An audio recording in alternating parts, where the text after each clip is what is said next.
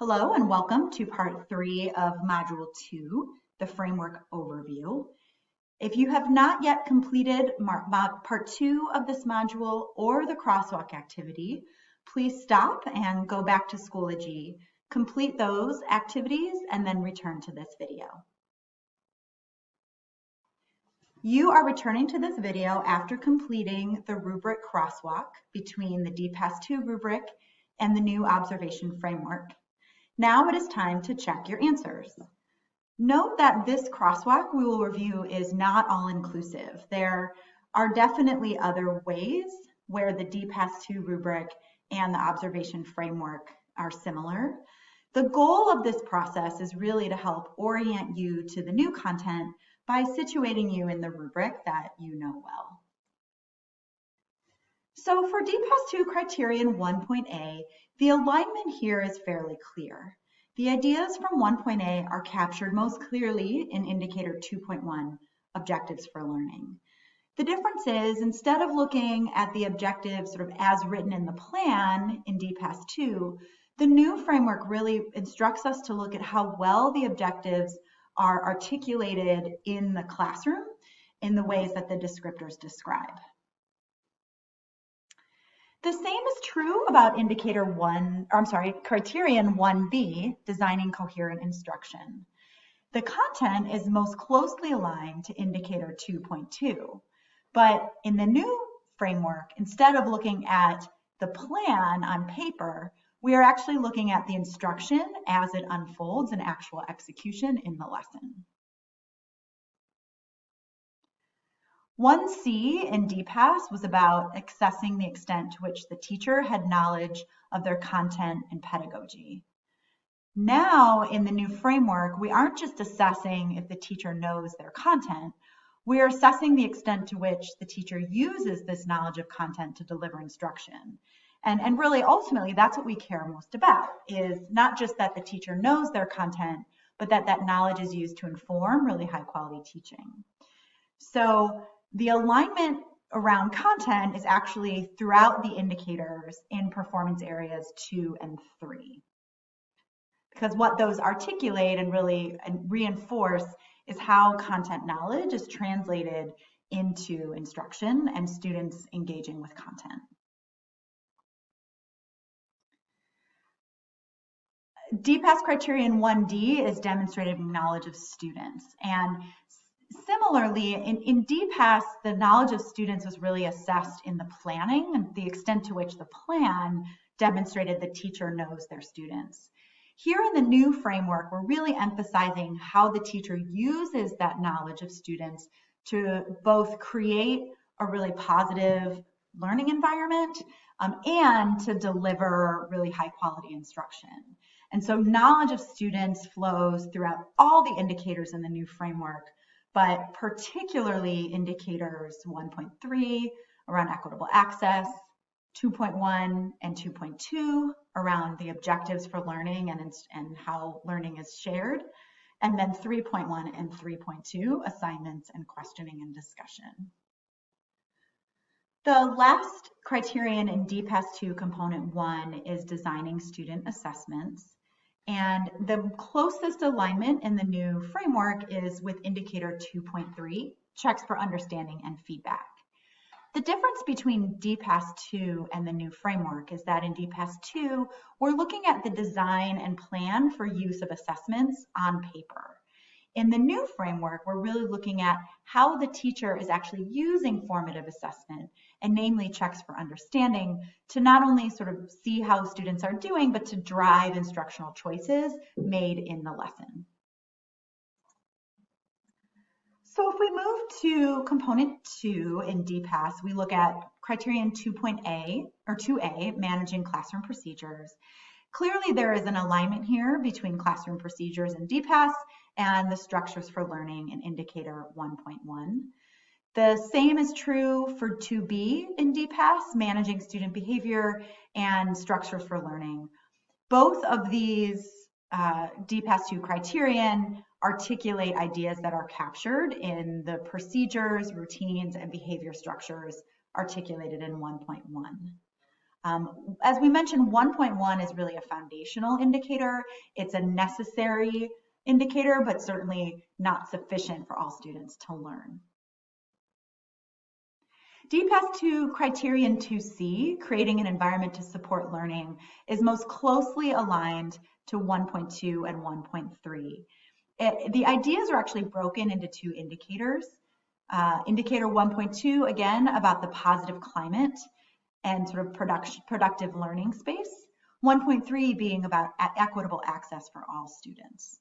And really having two indicators capture this idea helps to reinforce and stamp how critically important the learning environment is to student success. The final criterion in component 2 of DPAS is organizing physical space. The best alignment in the new framework is to indicator 1.3, equitable access. Equitable access, however, is not just about the physical space, but instead how the physical space can be one way that the teacher can ensure all students have access to learning. So in this new framework, we don't care or really focus on one right way to organize the space in the classroom, but instead that the space in the classroom is organized in a way that allows all the students to engage productively in the learning. So if we move on to component 3 in DPAS-2, engagement in learning is really a major criterion in the DPAS-2 rubric. And in fact, all of the indicators in performance areas 2 and 3 align with engagement and learning. Performance area 2 is even called student engagement and learning. So the ideas in 3.A are really infused throughout the new framework, particularly performance areas 2 and 3. Flexibility and responsiveness is also throughout the new framework, but mainly in indicator 1.3, making sure all students have access and being responsive to meet student needs. In indicator 2.2, making sure teaching is aligned to students and responsive to potential misconceptions. And indicator 2.3, which is all about monitoring and adjusting based on checks for understanding and really being flexible and responsive based on an understanding of what students are and are not learning in the lesson. 3C, communicating clearly and accurately, is very broad in the DPAS rubric and really reinforces accurate, clear communications. In the new framework, accurate, clear communications are a prerequisite for many of the indicators in the framework. All of performance area 2 and indicators 1.1 and 1.3 really require clear, accurate communication from the teacher.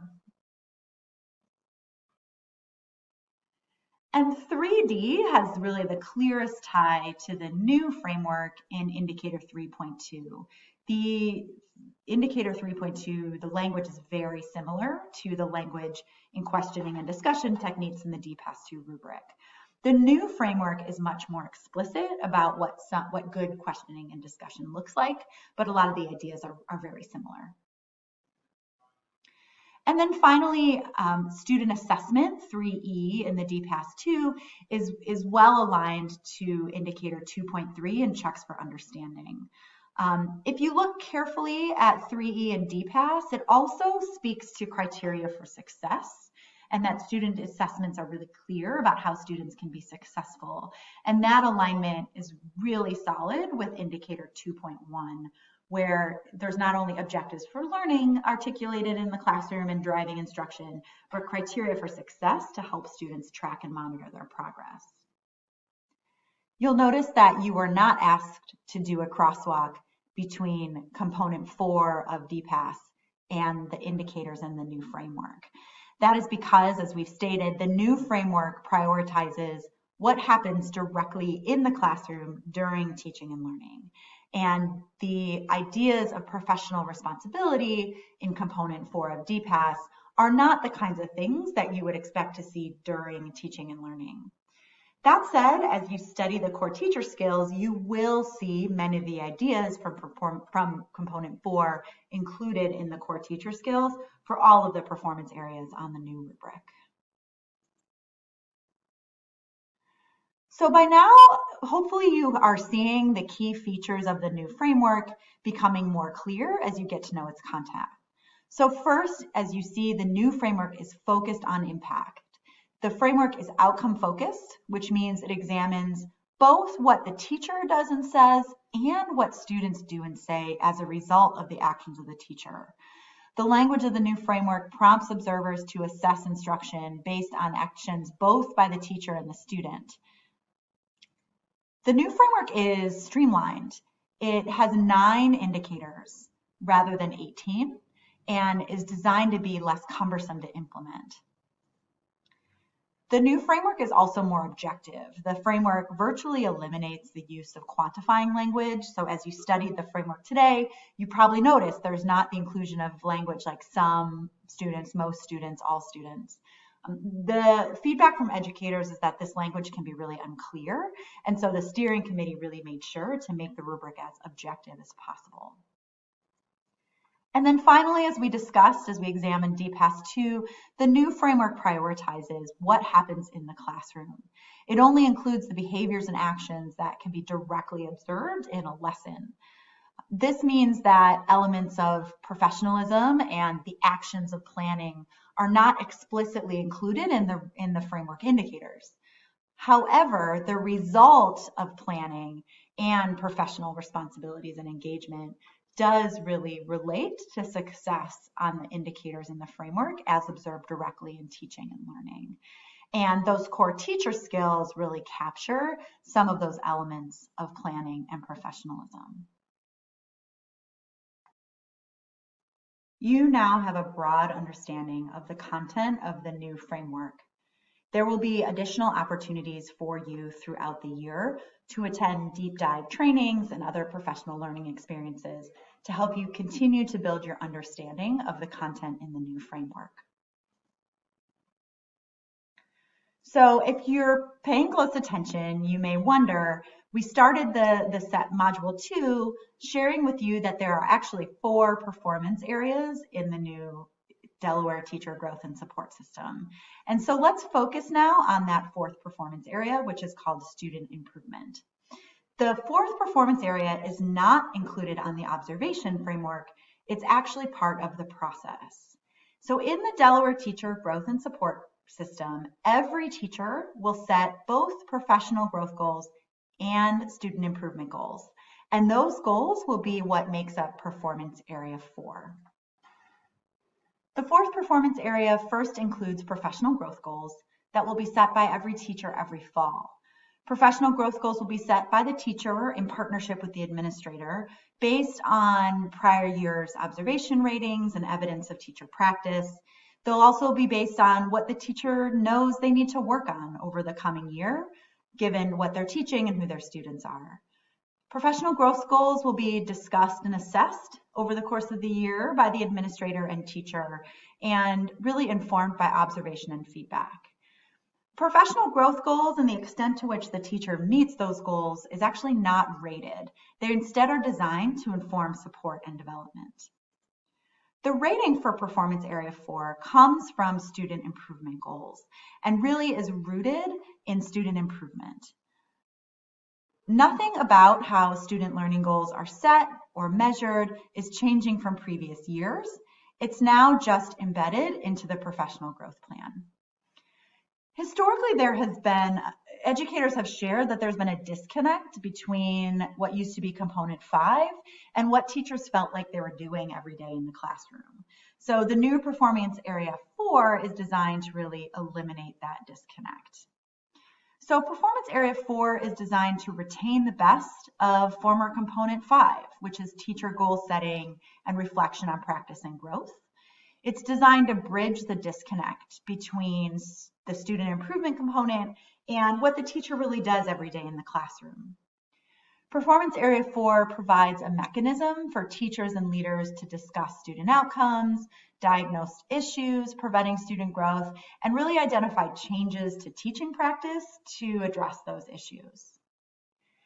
Performance area 4 also allows for streamlining for the process for setting and monitoring goals and really, again, affirms that student improvement is the primary goal of this Delaware teacher growth and support system and teaching and learning more generally. In the next module, Module 3, you will learn much more detail about the process for setting professional growth goals and student learning goals, as well as the timeline.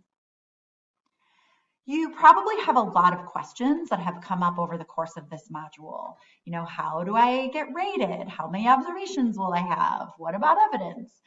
Don't worry, the third and final asynchronous module will cover that content for you. So congratulations, you have finished Module 2 of your online training for the Delaware Teacher Growth and Support System. In order for you to be considered finished and complete with this module, you must complete the exit survey that is located on the Schoology course. This survey will ask you both questions about what you learned to help us at the department refine future trainings, and ask for your feedback about this training so we can make sure to focus on areas that you need support in. So when you finish this video, please go to Schoology and submit the exit ticket for Module 2. You'll then be prepared to complete Module 3.